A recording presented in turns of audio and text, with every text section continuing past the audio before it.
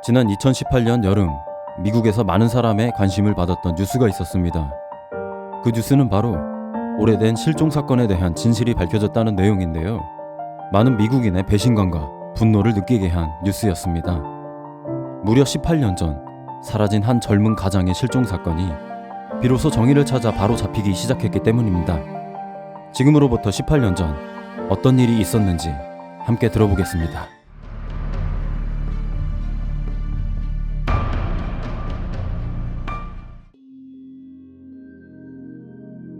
미국 플로리다 브래드포드빌에서 자란 마이클 윌리엄스는 고속버스 운전을 하는 아버지와 어머니 그리고 형과 함께 살았습니다. 넉넉한 형편은 아니었지만 가족은 서로 아끼고 사랑했고 두 아들은 청소년기 때부터 아르바이트를 하며 자기 용돈을 책임졌습니다. 밝은 성격의 마이클은 15살 때부터 취미로 오리 사냥을 즐기고 학교 생활도 잘했는데 지금으로 말하자면 인싸라고 불렸을 겁니다. 학교 미식축구 부원이자 학생회장으로 활동적인 모습을 보였고 같은 학교에서 치어리딩을 하는 여학생 데니스 머렐과 사귀게 됐습니다. 고등학교 졸업 후 마이클은 플로리다 주립대학교에 입학해 정치학과 도시계획을 전공했습니다. 좋은 성적을 유지하면서 마이클은 대학을 졸업하기도 전에 한 부동산 감정평가 회사에 부동산 감정사로 고용되었습니다. 마이클은 자신의 능력을 충분히 발휘하며 열심히 일했고 1994년 데니스 머렐과 결혼했습니다. 감정사로서의 일은 적성에 맞았는지 매년 많은 돈을 벌게 되었고 고급 주택구역에 집을 사 살게 되었습니다. 그리고 종종 출근하기 전 이른 아침 오리 사냥을 다녀오기도 하며 취미를 즐겼습니다. 1999년에는 마이클과 데니스 부부의 딸이 태어났습니다. 마이클은 직장 일은 물론 가정에서도 헌신적인 모습을 보였습니다. 2000년 12월 16일 토요일 새벽부터 일찍 일어난 마이클은 서둘러 나갈 준비를 마친 뒤 자동차 후미에 보트를 연결하고 해가 뜨기도 전에 집을 나섰습니다. 그의 목적지는 오리 사냥을 자주 다니던 세미널 호수였습니다. 조금 쌀쌀한 날씨였지만 마이클에게는 그다지 상관없었습니다. 오전에 사냥을 마친 뒤 저녁엔 이 근처에서 아내와 함께 6번째 결혼기념일을 축하할 계획이었습니다. 하지만 무슨 일인지 이날 정오까지 집으로 돌아온다던 마이클은 평소와 다르게 연락이 되지 않고 집에 돌아오지 않았습니다. 이날 늦은 오후 조금씩 해가 저물고 있었습니다. 데니스는 그녀의 아버지를 불러 남편이 돌아오지 않았다는 것을 알려주었습니다. 데니스의 아버지는 마이클의 친한 친구 브라이언을 불러 사위가 오리 사냥을 자주 가던 호수 지역으로 차를 몰고 갔습니다. 호숫가로 간 그들은 보트 선착장 근처에서 마이클의 포드 차량을 발견했습니다. 그런데 차를 발견했지만 이상하게도 마이클의 흔적은 전혀 보이지 않았습니다. 연락이 되지 않는 상황이었기에 이들은 우선 이 지역을 관리하는 플로리다 야생보호위원회에 알려 조사관과 요원들을 수집해 수색을 진행하려 했지만 곧 폭풍우가 온다는 소식에 수색 작업은 취소되었습니다. 초기 조사가 경찰이 아닌 야생동물보호협회에서 진행된 것은 마이클이 실종된 사냥꾼으로 보고되었기 때문에 수색과 구조의 목적으로 사건을 처리했습니다. 호수 근처에 실종자의 자동차가 있었기 때문에 이들은 범죄 사건에 의한 실종이란 것을 여기지 않고 구조와 지원의 목적으로 작업을 진행했습니다. 수색은 마이클의 자동차가 발견된 지점을 중심으로 진행됐습니다. 마침내 수색 헬기 조종사가 호수에 떠있는 마이클의 보트를 발견했습니다. 케이스 안에 들어있는 마이클의 산탄총이 보트에 있었는데 그 총은 사용된 흔적이 없었고 마이클의 자취 역시 없었습니다. 보트가 발견된 지역은 과거의 과수원이었지만 강과 호수가 합쳐지면서 지금의 호수가 되었다고 합니다. 물 수위가 낮아지고 과수원에 돌출된 기둥들이 있기 때문에 보트 운전 시 주의가 필요한 곳인데 보트가 기둥과 부딪히며 마이클이 물속으로 빠져 물 밖으로 나오지 못해 익사한 것이 아닌가 전문가들은 추측했습니다. 만약 마이클이 사고로 익사했다면 결국 그의 몸은 물에 뜰 것으로 예상되어 쉽게 그를 찾을 수 있을 것이었습니다. 수사관들은 마이클의 가족에게 사흘에서 일주일 내에 그를 찾을 수 있을 거라 했습니다. 실종 첫날 밤 폭풍우가 있었기 때문에 시신이 발견될 시간은 좀 더 길어질 것이라 확신했지만 시간이 지나도 마이클은 발견되지 않았습니다. 시간이 흘러 수색 열흘이 되어도 한 달이 지나도 마이클의 흔적은 찾을 수 없었고 노력은 계속되었지만 결국 실종 2달 후 수색 작업은 취소되었습니다. 그 호수에 빠져 사망한 사람들이 몇몇 있었지만 대개 나중에라도 발견되었는데 마이클은 그렇지 않았습니다. 전문가들조차 의아했는데 한 사설 수색 업체의 책임자가 가능성 있는 이론을 제시했습니다. 마이클이 야생지대에서 물에 빠진 뒤 그곳에 사는 악어에 의해 그의 유골이 어딘가에 있을 것이라 짐작한 보고서를 쓴 것입니다. 관련 전문가들은 그 가능성을 받아들이기도 했지만 아무리 호수에 악어가 가득하다 하더라도 성인 남성의 작은 흔적조차 없었다는 것이 아이러니했습니다. 하지만 이 가능성에 동의하는 사람들은 아마도 마이클의 시신이 호수 아래 밀집된 수풀지대에 얽혀 있었고 악어들이 그를 발견해 유해를 훼손했고 다른 물고기들이 악어가 남긴 것을 마무리했다는 가설을 내었습니다. 한편 남편의 수색 과정에서 언론의 주목을 피하던 데니스 윌리엄스는 남편이 사망했다는 사실을 인정하는데 그리 오래 걸리지 않았습니다. 그리고 수색 종료 다음 날에 개최될 마이클을 위한 추도식을 준비했습니다. 실종 6개월 후 호수에서 한 낚시꾼이 장화가 달린 방수복을 발견했습니다. 이를 이상히 여긴 낚시꾼은 신고했고 잠수부원이 투입해 수색했습니다. 이날 수색은 어느 정도 성과가 있었습니다. 호수 바닥에서 사냥용 재킷과 손전 등을 찾았는데 그 재킷 주머니에서 사냥 면허증을 발견했습니다. 마이클의 이름과 서명이 있는 면허증이었습니다. 그런데 이날 발견된 마이클의 물품은 그동안 잠정적 결론을 내리게 한 가설이 틀렸음을 의심하게 했습니다. 그 물건들은 모두 마이클이 실종된 6개월 전에 물에 잠겼다는 흔적을 보이지 않을 정도로 깨끗한 상태를 유지하고 있었고 동물의 치아 흔적이나 다른 손상도 없었습니다. 물속에 잠겨있던 손전등 역시 양호한 상태였고 불도 들어왔습니다. 그런데 이상한 점은 사냥용 재킷에서 마이클의 DNA가 발견되지 않았다는 겁니다. 그 재킷이 마이클 것이 맞는지 의문이었습니다. 그럼에도 불구하고 일주일 후 지역 법원은 아내 데니스가 제출한 청원서를 통해 익사한 마이클이 악어 및 기타 수생생물에 의해 신체 전체가 소비됐다는 가설을 인정하고 법적으로 사망했음을 선언했습니다. 법원의 판결로 인해 데니스 윌리엄스는 남편 생명보험에 대한 청구를 즉각 진행할 수 있었고 그녀는 보험금으로 약 17억 원을 받았습니다. 그렇게 5년이 지났고 2005년 데니스는 브라이언 윈체스터와 결혼했습니다.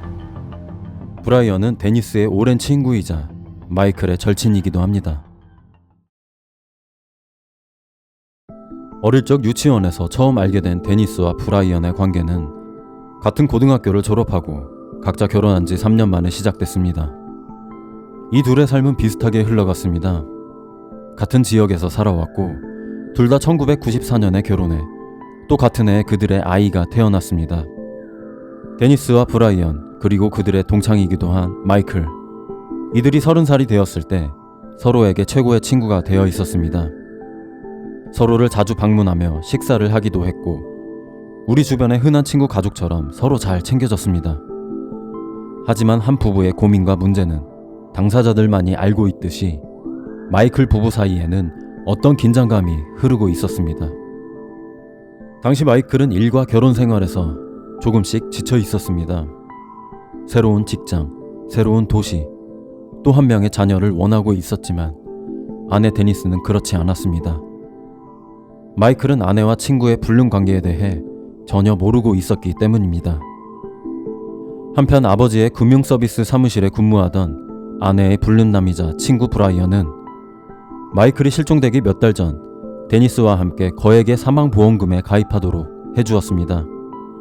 마이클이 이 사실을 알고 있었는지 모르지만 이 부부의 관계는 그해 12월 미묘한 긴장이 고조되었습니다.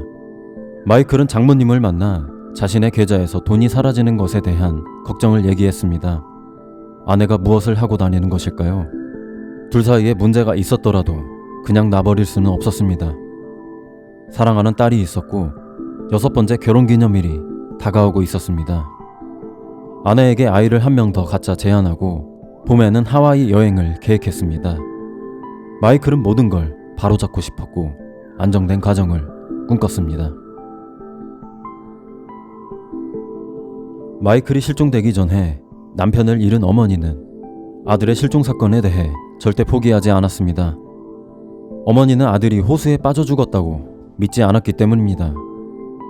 마이클의 배가 호수에서 발견된 후의 초기 이론은 그가 충돌한 배에서 물에 빠진 뒤 긴 수색에도 불구하고 그의 시신을 찾지 못한 건 악어들이 섭취했을 것이란 결론이었습니다.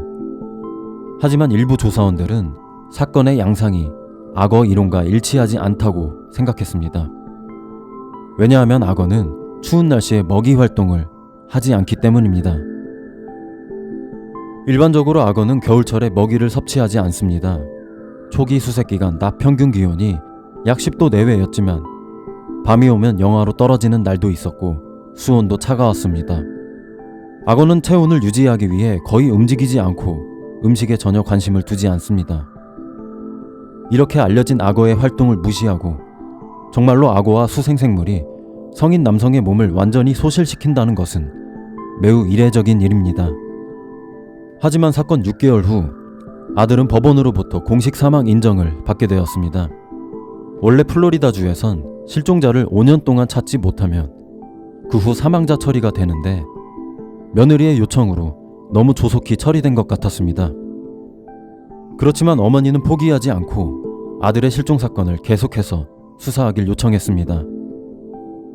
하루도 빠짐없이 주지사에게 편지를 써 사건을 재수사해달라 요청했고 지역 정치의원과 미디어의 도움을 요청해 지속적으로 신문 광고를 싣고 그것이 알고 싶다 같은 프로그램에 아들의 사건을 세상에 알렸습니다. 재수사를 위해 증거를 찾아 나섰습니다.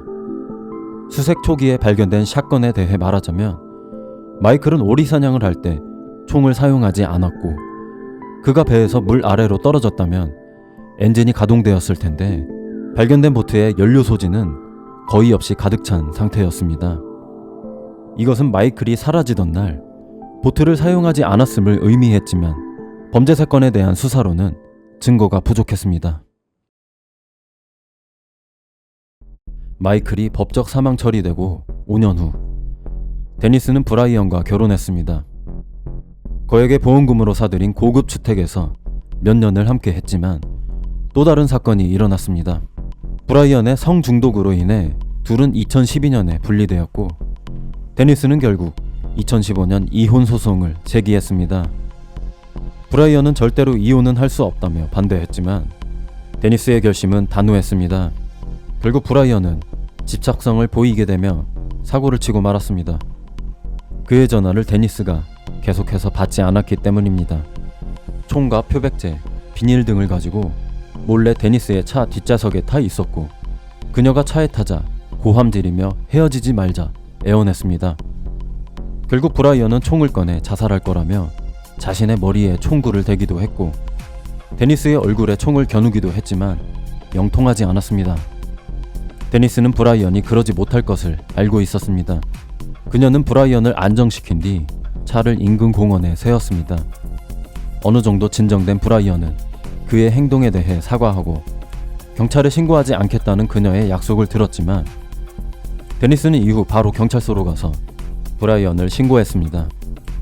이로 인해 브라이언은 납치, 가정폭력 및 무장강도 혐의로 기소되어 구속되었습니다.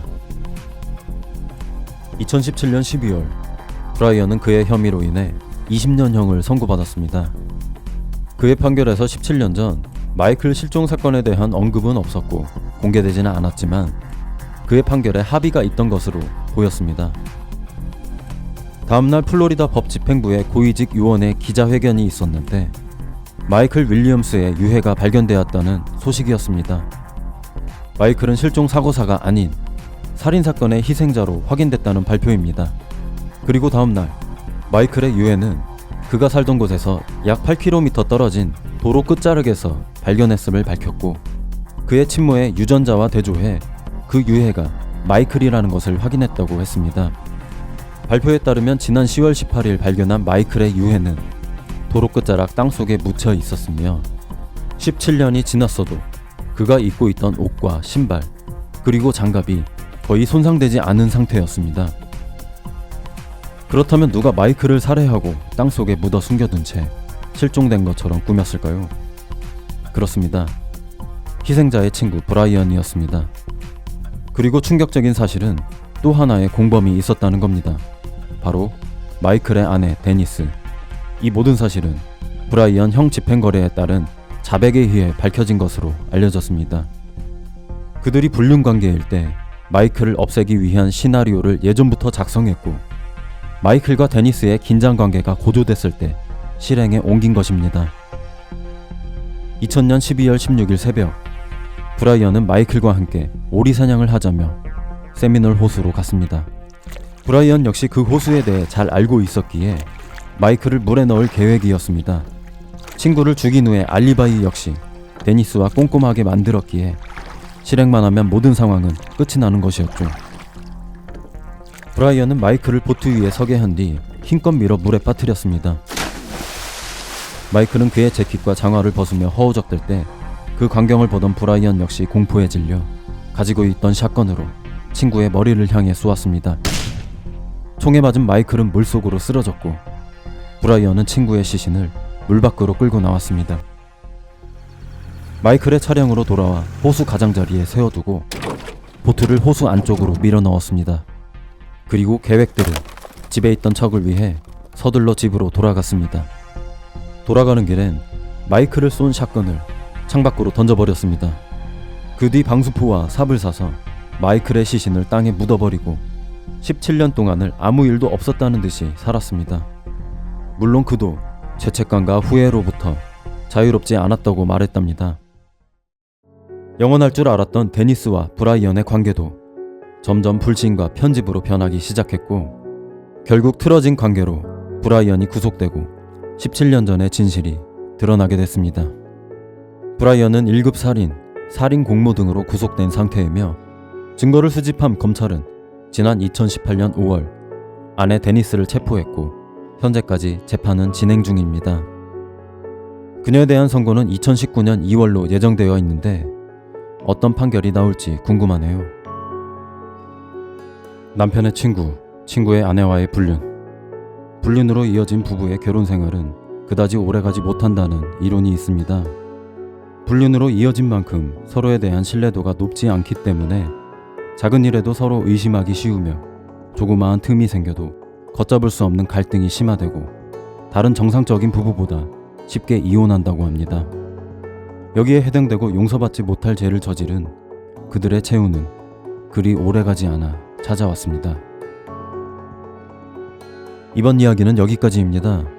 무스는 무거운 이야기를 전해드리지만 제 이야기를 들어주시는 여러분은 언제나 안전하고 행복했으면 좋겠습니다. 여러분의 의견 댓글로 남겨주시고요. 이야기가 재밌었다면 구독과 좋아요 부탁드릴게요. 지금까지 무스 용큐였습니다. 시청해주셔서 고맙습니다.